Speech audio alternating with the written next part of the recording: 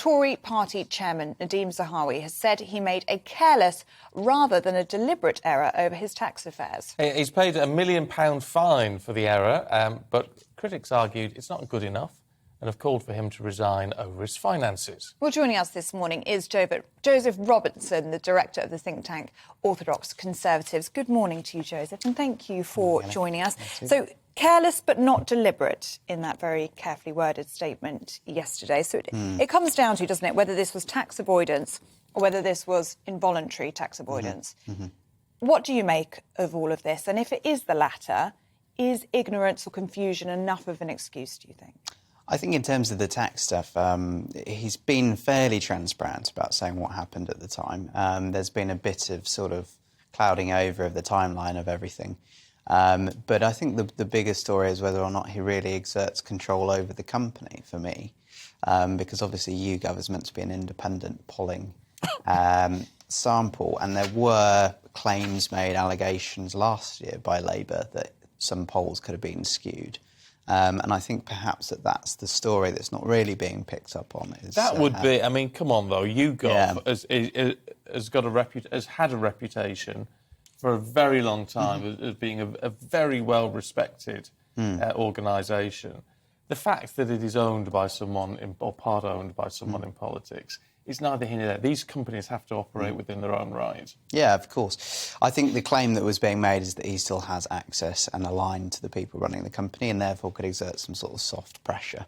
And to me, that would be the story to discuss. I think these financial issues that are sort of being spoken about is reminiscent of Partygate. It's like once Labour have the bit in their teeth, they just start churning these stories out. Which sounds a bit like what we're also hearing about Boris Johnson. Now, there's again, Labour now calling for an investigation because Boris Johnson apparently had help from the incoming chairman of the BBC to secure an £800,000 loan. Now, not that he gave him the money, but he was like the intermediary, if you like. Is this actually a scandal? It was very intermediary. It was sort of a connection made for somebody who then became the guarantor for the loan, who was actually one of Boris's distant cousins anyway.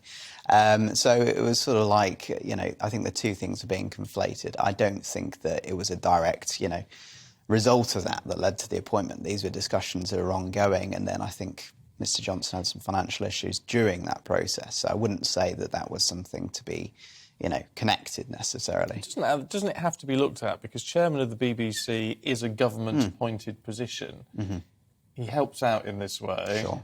And then he gets the job. Yeah. I mean, you can see it doesn't smell right. It doesn't, but at the same time, I think it's more likely that it was the other way round, that this role was already under discussion and this was a favour that came as a result of that, if anything. And, Johnson's team are firmly denying these allegations, and they have a fairly good alibi in terms of why there was a meal and why there was a meeting. I don't think it's something that's the story it's being made out to be. And again, I think the timing of this is very interesting. The fact that, Rishi is on manoeuvres at the moment to try and combat that slip they've had in the polls with reform. Rishi himself has just had a little bit of an embarrassment this week. And suddenly these stories seem to crop up again. So you're saying it's being leaked from Downing Street? No, I'm saying that once the opposition have the bit between their teeth, they tend to try and get things pushed back into the media that will cloud other operations.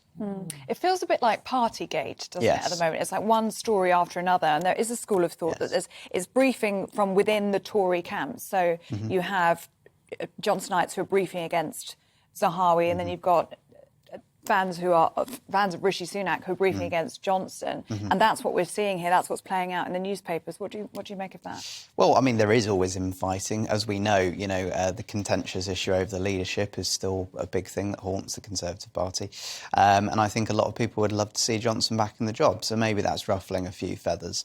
But the reality is that there is also external influence on these stories, and I think that they're not as big as people make them out to be. But very often it's volume rather than the quality of the story.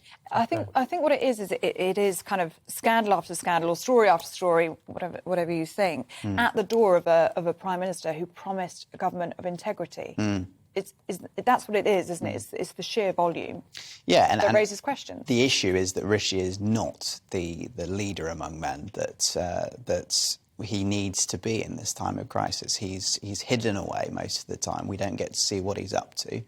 And when he does come out for a public appearance, it normally seems to either be for a religious festival or an apology. And it would be nice to see a Prime Minister who sort of leads the way in terms of being vocal on this. He's getting on with the job, though, isn't he? Isn't that the thing? Well, we hope so. We hope so. But it would be nice to see some actual evidence of that as well. Well, Joseph, thank you very much indeed. Catch up with you a little bit later on.